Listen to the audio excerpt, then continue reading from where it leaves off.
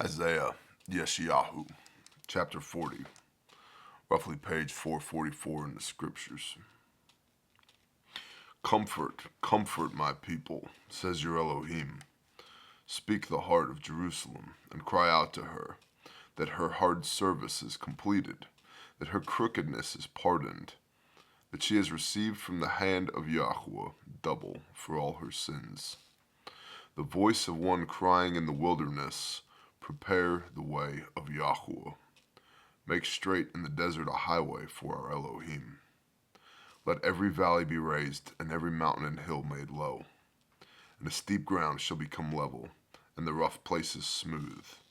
And the esteem of Yahweh shall be revealed, and all flesh together shall see it, for the mouth of Yahweh has spoken. The voice said, Cry out. And he said, Why do I cry? All flesh is grass, and all of its loving commitment is like the flower of the field. Grass shall wither, the flower shall fade, when the spirit of Yahweh has blown on it. Truly, the people is grass. Grass shall wither, the flower shall fade, but the word of our Elohim stands forever. Capital W, word. This is Mashiach, this is Messiah. In the beginning was the Word, and the Word was with God, and the Word was God. This is Messiah. The word of our Elohim shall stand forever. You who bring good news to Zion, get up into the high mountain. You who bring good news to Jerusalem, lift up your voice with strength. Lift it up, be not afraid. Say to the cities of Yehuda, of Judah, see your Elohim. The word of Elohim stands forever.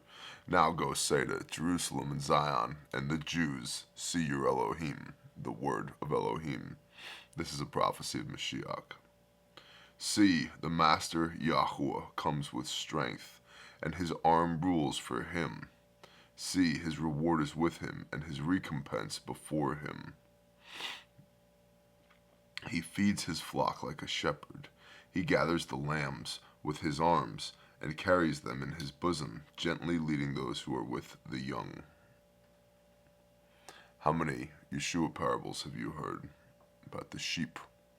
I am the good shepherd, leaving the 99 sheep for the one lost sheep. Peter, do you love me? Yes, Master, I love you. Feed my flock. Feed my lambs. Shepherd my flock. Feed my sheep. Right? He feeds his flock like a shepherd. He gathers the lambs with his arm and carries them in his bosom, gently leading those who are with young.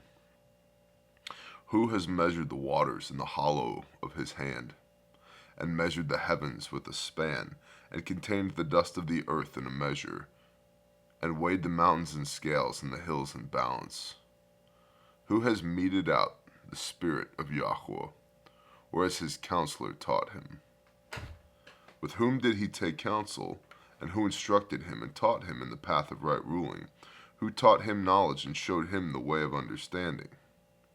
See, nations are as a drop in a bucket, and are reckoned as dust on the balance.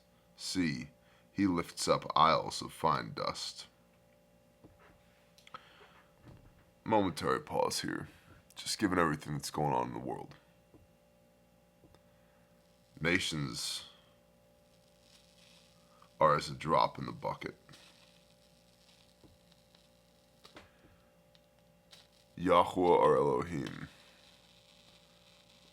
does not appear to be overly interested in our little attempts at man-made governance down here on the blue marble.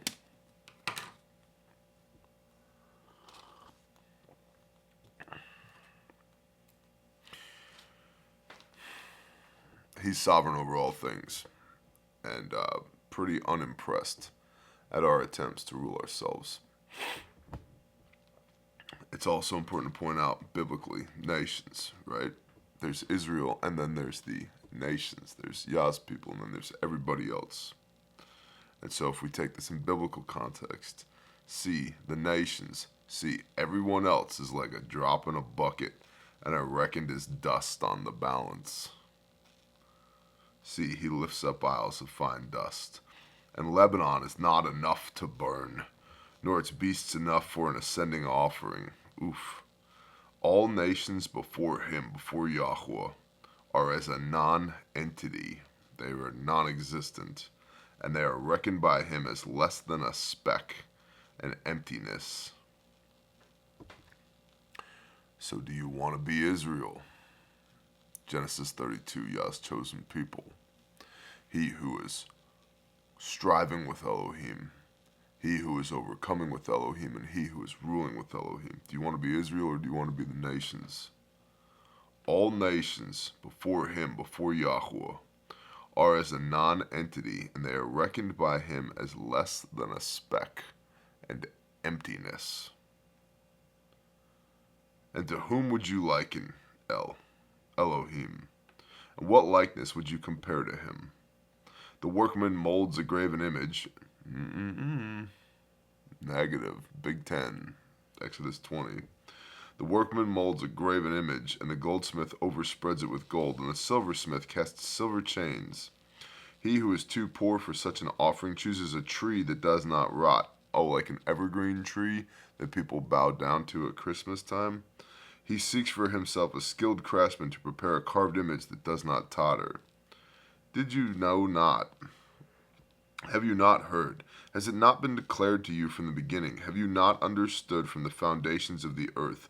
It is he, Elohim, who sits above the circle of the earth, and its inhabitants are like grasshoppers, who stretches out the heavens like a curtain, and spreads them out like a tent to dwell in, who brings princes to naught, to nothing, shall make the rulers of the earth as emptiness. Hardly have they been planted, hardly have they been sown, hardly has their stock taken root in the earth, when he shall blow on them, and they wither, and a whirlwind take them away like stubble. And to whom then do you liken me, or to whom am I compared, says the set-apart one. The set-apart one. Mashiach. Lift up your eyes on high and see. Who has created these? He is bringing out their host by number. He calls them all by name, by the greatness of ability and potent of power. A man is not lacking. Why do you say, O Jacob, O Jacob, and speak, O Israel, my way is hidden from Yahweh, and my rights are overlooked by my Elohim? Did you not know? Have you not heard? The everlasting Elohim, Yahweh, the creator of the ends of the earth, neither faints nor is weary. His understanding is unsearchable. He gives power to the faint, and to those who have might he increases strength. To those who have no might he increases strength. Even youths shall faint and be weary, and young men stumble and fall. But those who wait on Yahweh renew their strength. They raise up wings like eagles, and they run and are not weary. They walk and do not faint. Eagle's wings. There's some Revelation 12 imagery there for you. Little Exodus 19 imagery there for you. It's Isaiah chapter 40. Do you want to be the nations? Or do you want to be Israel?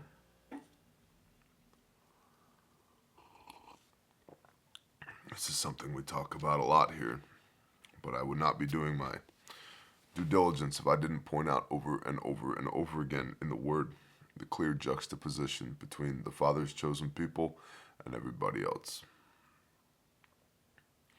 You don't want to be dust on the balance. The nations before him are as a non-entity, and they are reckoned by him as less than a speck and emptiness. I think I'd rather be Israel. Bless y'all.